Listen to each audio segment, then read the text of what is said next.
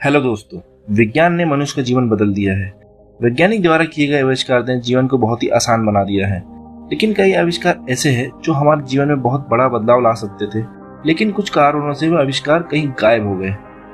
तो आज के इस वीडियो में हम उन्हीं आविष्कारों के बारे में बात कर रहे हैं जो आज के समय में लुप्त हो गए हैं। वीडियो शुरू करने से पहले अगर आप इस चैनल पर नए हैं तो प्लीज सब्सक्राइब करें, इससे हमें बहुत मदद मिलती है। स्लूट डिजिटल कोडिंग सिस्टम। जब भी आप स्मार्टफोन खरीदते हैं तो एक चीज़ आप जरूर ध्यान देते होंगे कि इसकी इंटरनल मेमोरी कितनी है और वो कितना एक्सटर्नल मेमोरी सपोर्ट करता है। मेमोरी आपको कितनी भी ज़्यादा क्यों ना मिल जाए, वो आखिर हमेशा कम ही पड़ जाती है। सोचिए क्या होगा अगर आप सिर्फ 2 GB इंटरनल मेमोरी वाले फ़ोन लो और उसमें एक्सटर्नल मेमोरी भी 2 GB तक ही हो, लेकिन इसके बावजूद आप इसमें 128 GB वाले फ़ोन से भी ज़्यादा मेमोरी सेव कर पाएँ, तो कैसा होगा। जॉन स्लूट ने ऐसा ही एक आविष्कार किया था। जॉन स्लूट एक इलेक्ट्रॉनिक टेक्नीशियन थे। उन्होंने एक ऐसा डेटा कंप्रेशन टेक्निक बनाई थी जिससे कि एक पूरी हॉलीवुड की मूवी 8 KB में कंप्रेस हो सकती थी। इस टेक्निक को उन्होंने नाम दिया था स्लूट डिजिटल कोडिंग सिस्टम। उन्होंने इस टेक्निक का प्रदर्शन फिलिप्स कंपनी के अधिकारियों के सामने भी किया था, जिसमें उन्होंने एक 64 KB की फाइल में 8 हॉलीवुड्स को सेव किया था और वो एक के बाद एक चलाकर दिखाए थे। इससे पहले कि जॉन स्लूट इस टेक्निक को फिलिप्स कंपनी को दे पाता, 11 सितंबर 1999 में उनकी रहस्यमय तरीके से मौत हो गई थी। और तो और उन्होंने जिस फ्लॉपी ड्राइव में अपना सोर्स कोड को सेव किया था वो भी एक रहस्यमय तरीके से कहीं गायब हो गया था। स्टारलाइट। केमिस्ट मॉरिस वार्ड ने 1980 के दौरान एक ऐसे पदार्थ का आविष्कार किया था जो बहुत ही ऊंचे तापमान को झेल सकता था। इस पदार्थ का नाम उन्होंने स्टारलाइट रखा था।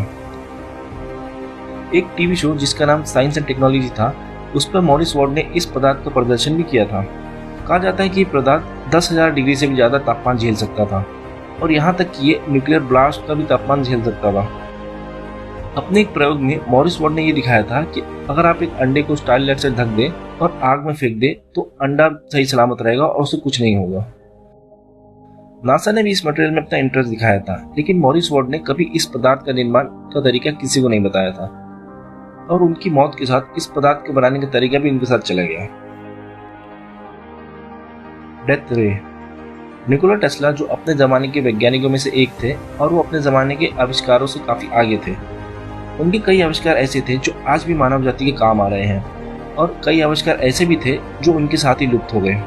कहा जाता है कि निकोला टेस्ला ने 1930 में पार्टिकल बीम वेपन का आविष्कार किया था, जिसको डेथ रे के नाम से भी जाना जाता था।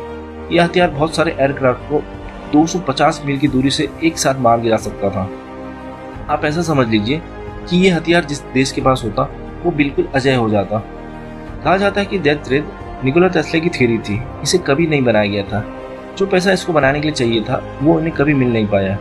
उस समय लोगों का ये मानना था कि ऐसा आविष्कार हो ही नहीं सकता, इसलिए किसी भी कंपनी ने इस प्रोजेक्ट में पैसा लगाने से मना कर दिया था और यह आविष्कार उनके साथ ही लुप्त हो गया। क्रोनोवाइजर।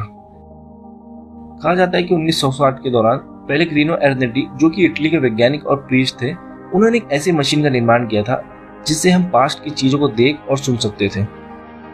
इस मशीन को उन्होंने क्रोनोवाइजर का नाम दिया था। उनके मुताबिक हर चीज में से एक एनर्जी निकलती है और जब वो एनर्जी निकलती है तो वो हमारे वातावरण में रिकॉर्ड हो जाती है और इस मशीन की सहायता से हम पास्ट की चीजों की उस एनर्जी को देख सकते हैं और जिस वजह से हम पास्ट की चीजों को देख और सुन सकते हैं। उनका ये भी कहना था कि इस मशीन की सहायता से उन्होंने पास्ट की कई घटनाएं देखी थी, जिसमें जीसस क्राइस्ट को सूली पर चढ़ाए जाने वाली घटना भी थी। अपने अंतिम पलों में पेलेग्रिनो एर्नेटी ने अपने सभी दोस्तों से मुलाकात की जिन्होंने इस मशीन को बनाने में उनकी सहायता की थी और इस मुलाकात के बाद इस मशीन को उन्होंने नष्ट कर दिया था और उनकी मौत के साथ इस मशीन का रहस्य भी उनके साथ ही चला गया। Cloud buster. क्लाउड बस्टर एक ऐसा डिवाइस था जो बारिश को पैदा कर सकता था। इसका निर्माण विलियम रिच ने किया था। रिच का यह मानना था कि वो इस डिवाइस से एक एनर्जी को मैनिपुलेट करके बारिश कर सकते हैं। इस एनर्जी को रिच ने ओर्गोन एनर्जी का नाम दिया था। 1953 में उन्होंने 2 किसानों के कहने पर इस डिवाइस का इस्तेमाल भी किया था। अननोन सोर्सेस के मुताबिक इस मशीन का इस्तेमाल उन्होंने 6 जुलाई 1953 की सुबह को किया था और शाम तक बारिश भी होना शुरू हो गई थी। लेकिन कुछ लोग का यह भी कहना है कि मौसम 6 जुलाई की रात से ही बदलना शुरू हो गया था। 1953 के बाद उन्होंने ये डिवाइस कभी नहीं यूज किया क्योंकि FDA ने उनको उनके आविष्कारों और क्लाउड बस्टर के थ्रू फ्रॉड करने के लिए गिरफ्तार कर लिया था और उनकी मौत रहस्यमय तरीके से जेल में ही हो गई थी। सोचिए अगर आविष्कार आज होते तो हम उनका कितना लाभ उठा पाते, लेकिन आज के दिन एग्जिस्ट ही नहीं करते। तो इसी के साथ करते हैं इस वीडियो को ये खत्म। आई होप ये वीडियो आपको पसंद आई हो। अगर पसंद आए तो इस वीडियो को लाइक करें, इसे शेयर करें, इस चैनल को सब्सक्राइब करें। Thank you for watching.